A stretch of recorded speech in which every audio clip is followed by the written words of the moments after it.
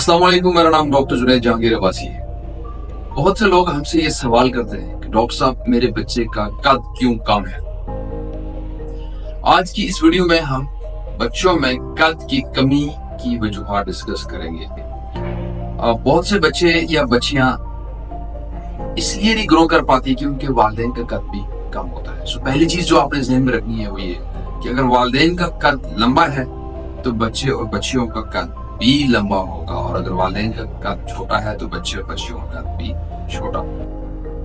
इसको familial short stature बोलते हैं। दूसरी चीज है constitutional short stature. Constitutional short stature में ये होता है कि उम्र के इस हिस्से में जितना कद होना चाहिए था उतना नहीं है, लेकिन आज से 6 माह बाद, साल बाद या 2 साल बाद उतना ही कद जितना इस उम्र पे मतलूबा है हो जाएगा। यानी आर्जी तौर पे कद कम है, फाइनल हाइट अच्छी हो। इसको कॉन्स्टिट्यूशनल शॉर्ट स्टेचर कहते हैं, और ये किसी बीमारी की वजह से नहीं होता। यूं समझ लें कि ये वैसे एक आर्जी डिले होता है।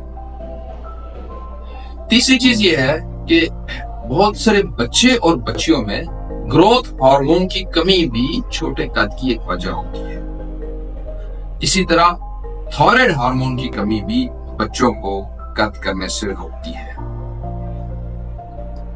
उसके बाद अगर कोई भी ऐसी बीमारी है जो अंदर ही अंदर चली जा रही है और जिसका वालिदैन को पता नहीं है, वो बीमारी भी बच्चे को कद करने से रोकेगी। जैसे गंदम की एलर्जी, जिसे ग्लूटेन एलर्जी बोलते हैं।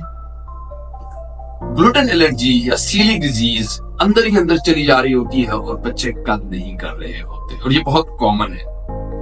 इसके अलावा अगर कोई अंडरलाइंग हार्ट डिजीज ऐसी चली जा रही है जिसका ना पेरेंट्स को पता है ना डॉक्टर्स को पता है, अंदर ही अंदर हार्ट डिजीज चली जा रही है, तो उससे भी बच्चे कद नहीं करते।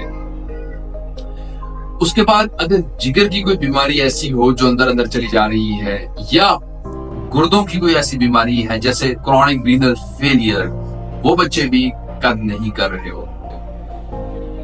उसके बाद जो आंतों की बीमारी है, इन्फ्लेमेटरी बाउल डिजीज, उसके बच्चों की भी ग्रोथ अच्छी नहीं हो रही होती। जो डायबिटिक बच्चे होते हैं जिनको इंसुलिन लग रही होती है, वो बच्चे भी अच्छी ग्रोथ नहीं कर रहे होते। वो बच्चे जिन्हें खून की कमी होती है, चाहे वो सिंपल न्यूट्रिशनल एनीमिया है या थैलासीमिया है या कोई और एनीमिया है, वो बच्चे भी कद नहीं कर रहे होते।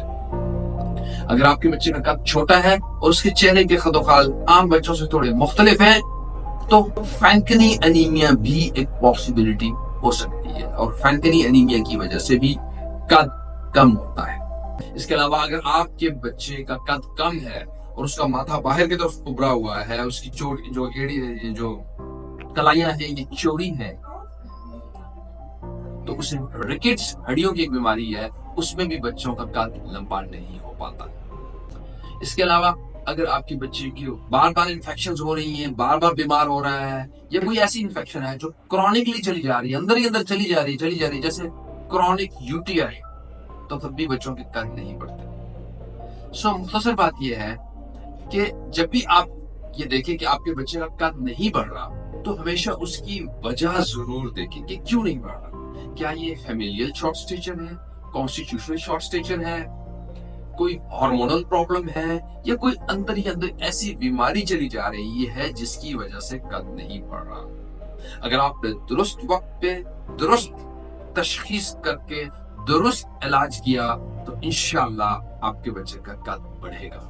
और ये काम बार बार करना इसलिए जरूरी होता है कि अगर बच्चे और बच्चियां बलूगत अचीव कर लें, तो बलूगत अचीव करने के बाद उनका कद मजीद नहीं बढ़ता। खासतौर पर जब हड्डी की एक उम्र होती है, एक उम्र तक हड्डी ग्रो करती है, उसके बाद हड्डी ग्रो नहीं करती। सो आपने हड्डी के मैच्योर होने से पहले प्रॉब्लम का हल निकालना है।